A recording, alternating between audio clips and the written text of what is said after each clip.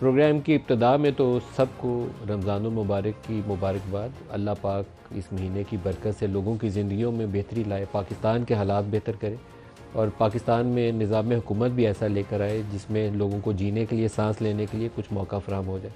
آج supreme court کے سامنے جرنلسٹوں کو ہراساں کرنے کے حوالے سے ایک کیس تھا، تو چیف جسٹس صاحب نے جتنے ریمارکس دیے صحیح ریمارکس دیے، لیکن چیف جسٹس صاحب سے بڑی طاقت تو ہے کوئی نہیں۔ اتنے سارے ریمارکس دے کر، آئی جی کو کھینچ کر، یہ کہہ کر کہ کسی کو گولی لگ جاتی ہے، کیمرہ بند ہو جاتا ہے، پتہ نہیں چلتا یہاں کیا ہو رہا ہے، عدلیہ کے کاندھے پہ رکھ کر بندوق چلائی جا رہی ہے، لیکن یہ آرڈر نہیں دیا کہ اسد تور کو رہا کر دیں۔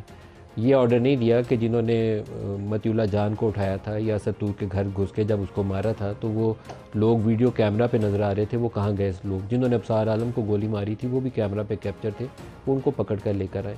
تو ایک کام تو فوری کر سکتے تھے آج چیف جسٹس صاحب کہ کہتے کہ شام سے ہونے سے پہلے اسد تور کو رہا کیا جائے، نہیں کیا انہوں نے۔ مجھے اس کے اوپر افسوس ہوا ہے ذاتی طور پر۔ جو جرنلسٹوں کو اس طرح اٹھا کے بند کر دیں یا ٹویٹر کو بند کر کے سوچیں کہ اس سے فلو آف انفارمیشن بند ہو جائے گا تو پھر اس ملک کا اللہ ہی حافظ ہے۔ تو ہمیں اپنے کچھ حالات، اپنی عادات، طریقہ کار درست کرنے کی ضرورت ہے۔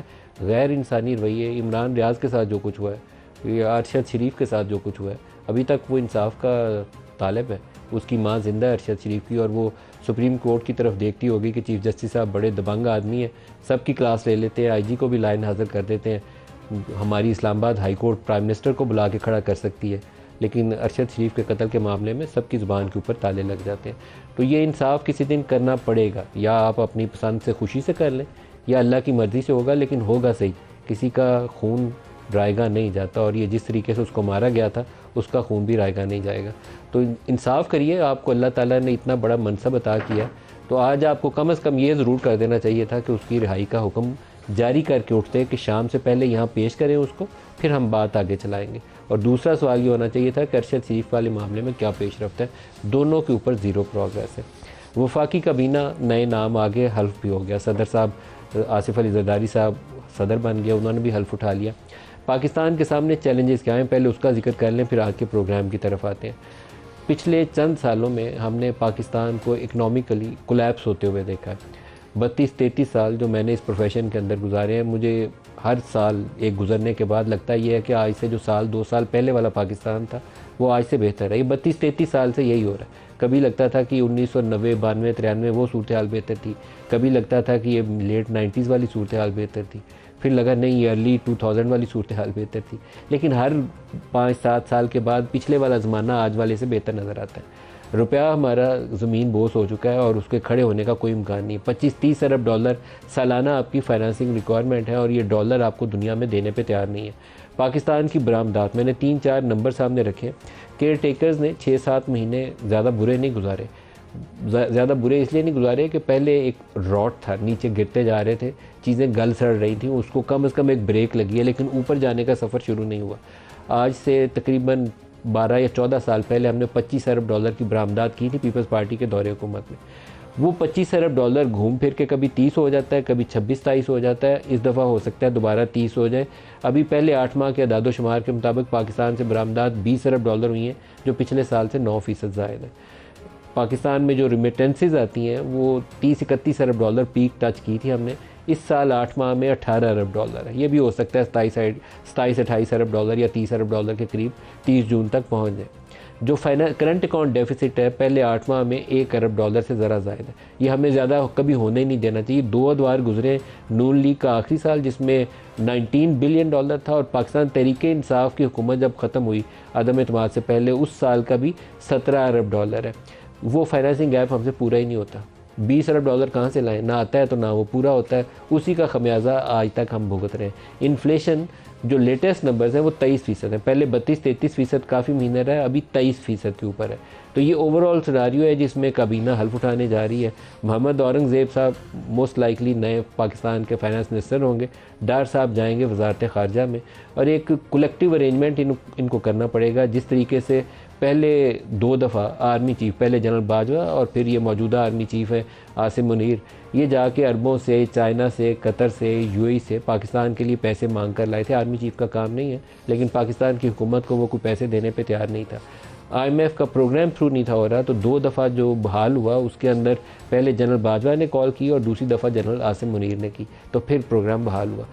پاکستان کو کیا ہم ایسے آگے چلا سکتے ہیں؟ دوبارہ اس آرمی چیف کو جانا پڑے گا، سعودی عرب بھی جانا پڑے گا، یو اے ای اور قطر بھی جانا پڑے گا، اور چائنا بھی جانا پڑے گا، تاکہ 10-12 ارب ڈالر 14 ارب ڈالر یا ہمیں نئے قرضوں کی شکل میں، یا ادھار کے تیل کی شکل میں، یا جو کچھ قرضے پہلے ہم نے لیے ہوئے ہیں ان کے رول اوور کی شکل میں سپیس مل جائے، I M F on board آئے اور پھر ہمیں باقی ملکوں سے قرضہ مل جائے، اور جس کے نتیجے میں پاکستان کا سال پار ہو جائے۔ یہ پاکستان ہے جس کے ساتھ یہ حکومت اپنا آغاز کرنے جا رہی ہے۔ اور گورنمنٹ کیسی ہے؟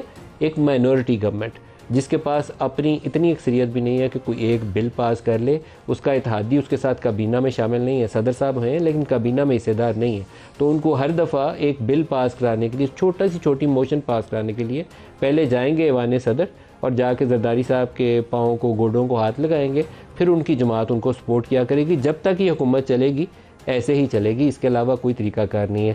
اور ایک ٹرم یوز کی تھی پاکستان تحریک انصاف کے لیے اس وقت کی اپوزیشن پارٹیز نے، جسے وہ کہتے تھے یہ ہائیبریڈ رجیم ہے، کہ سامنے تو عمران ہے، پیچھے سے فوج چلاتی ہے۔ پھر پی ڈی ایم کی حکومت بن گئی تو وہ ہائیبریڈ پلس ہو گیا، کیونکہ سارا کچھ بوجھ جو تھا فوج کے اوپر چلا گیا تھا۔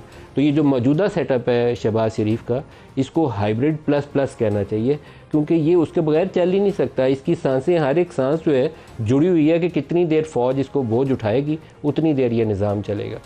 تو آج اسی پروگرام کے کانٹیکس میں پروگرام کا آغاز کرتے ہیں۔ ہمارے ساتھ جو دو مہمان شخصیات ہیں، خاقان عباسی صاحب ہیں، پاکستان کے سابق وزیر اعظم ہیں اور سینئر پولیٹیشین ہیں، مفتاح اسماعیل صاحب پاکستان کے سابق وزیر خزانہ ہیں۔ دونوں کو پروگرام میں خوش آمدید کہتے ہیں۔ شاید خاقان عباسی صاحب، آپ سے پروگرام کا آغاز کرتے ہیں۔ کیا موجودہ حکومت اس قابل ہے، اتنی توانا ہے کہ ان مسائل کو ایڈریس کر سکے؟ میں امید ہی کر سکتا ہوں، یقین کریں۔ دعا کر سکتے ہیں یا امید کر سکتے ہیں؟ امید ہونا تو اچھی بات ہے۔ امید ہی دعا بھی کرنی چاہیے، امید بھی کرنی چاہیے کہ اللہ تعالیٰ ان کو یہ توفیق دے، یہ صلاحیت دے کہ وہ یہ کام نپٹا سکیں۔ کیا یہ صلاحیت نظر آتی ہے آپ؟ نہیں ہے، معذرت سے کہوں گا نہیں ہے۔ یہ کابینہ پہلے بھی حکومت میں رہ چکی ہے 16 مہینے، اس سے پہلے بھی لوگ رہے ہیں۔ آج آپ کو جو مشکلات ہیں اس سے بہت بڑھ چکی ہیں، تو کیا ان چیلنجز کا مقابلہ کر سکیں گے؟ مجھے اس صلاحیت میں کمی نظر آتی ہے۔ صلاحیت میں کمی نظر آتی ہے، تو پھر کیا بنے گا ہمارا؟ یہ تو آپ کو سوچنا پڑے گا۔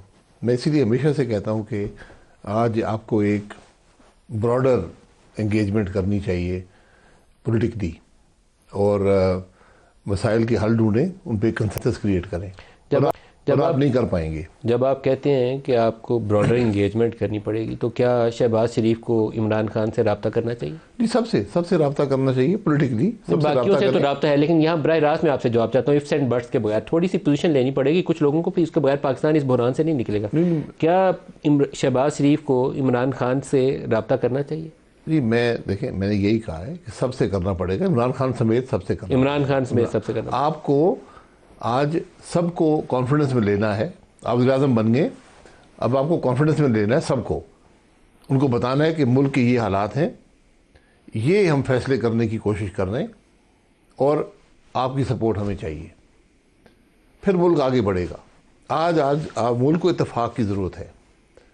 اگر لوگوں کو نفاق نظر آیا، سیاسی انتشار نظر آیا، تو آپ کانفیڈنس نہیں آئے گا، مارکیٹس کو، انویسٹر کو کانفیڈنس نہیں آئے گا، معاملہ نہیں آگے چلے گا۔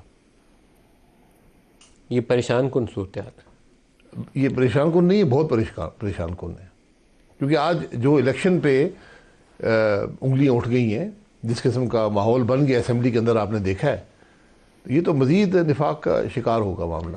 سر، یہ فساد نہیں سمیٹا جانا۔ یہ جو 4 حلقے پی ٹی آئی نے کہا ہے نا کھولنے، ایک نواز شریف کا حلقہ ہے، ایک اون والا حلقہ ہے، ایک خواجہ آصف والا حلقہ ہے، اور اسلام آباد سے وہ کہتے ہیں کوئی ایک حلقہ اٹھا کے تو کھول لیں۔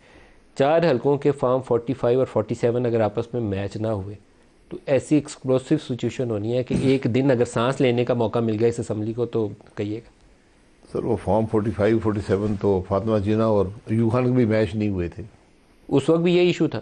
فاطمہ جناح کے پاس فارم 45 تھے۔ فاطمہ جناح فارم 45 لے کے بیٹھی نہیں، فارم 47 ایوب خان صاحب کے حق میں ایشو ہو گیا۔ ہم نے کچھ سیکھا نہیں ہے تاریخ سے، بدقسمتی سے کچھ سیکھا نہیں ہے، اور آج بھی ان معاملات کو حل کرنا پڑے گا۔ یہ بات 4 حلقوں کی نہیں ہے، اور میرا خیال ہے کہ آج زیادہ بوجھ جو ہے چیف جسٹس صاحب پہ ہے، کیونکہ الیکشن کمیشن نے جو کرنا تھا کر دیا ہے، اب ایک ہی فورم رہ گیا ہے سپریم کورٹ کا جہاں پر اس مسئلے کا حل ضروری ہے. چیف جسٹس صاحب، میں ان کی، ہم عدلیہ کے خلاف تو کچھ کہہ بھی نہیں سکتے، کہنا بھی نہیں چاہتا. قاضی صاحب کی میرے دل میں بڑی قدر ہے، لیکن دو چیزوں کے اوپر ان کے فیصلے میرے سے ہضم نہیں ہوئے. ایک، جب انہوں نے بلے کا نشان تحریک انصاف سے واپس لیا، میرے سے نہیں ہضم ہوا جی، کہ وہ ان کو کہہ دیتے کہ آپ کا طریقہ کار ٹھیک نہیں ہے، ایک ہفتے میں الیکشن کرا کے دوبارہ آ جاؤ تو پھر میں آپ کو مہلت دیتا ہوں. یہ کہ بلے کا نشان لے ہی لیا، مطلب یہ تو اس سے زیادہ تو غیر جمہوری فیصلہ نہیں ہو سکتا. میں بالکل اس کی تنقید کرتا ہوں. اور دوسرا، جب یہ جرنلسٹوں والے معاملے پہ سارا دن کیس سنتے ہیں اور شام کو یہ نہیں کہتے کہ اس کو رہا کرو، پیش کرو لاؤ سپریم کورٹ میں، تو یہ بھی نہیں ہضم ہوتا میرے سے. نہیں، اس کے علاوہ دیکھیں الیکشن کے معاملے میں سو موٹو پاورز ہیں سپریم کورٹ کے پاس. ہر معاملے میں الیکشن کا معاملہ بہت سنجیدہ ایشو ہے، اور اس کی ضرورت ہے کہ اس مسئلے کی تہہ تک پہنچ کر اس ایشو کو ختم کیا جائے ونس اینڈ فار آل. تو ان کے پاس آج موقع ہے یہ کام ختم کرنے کا.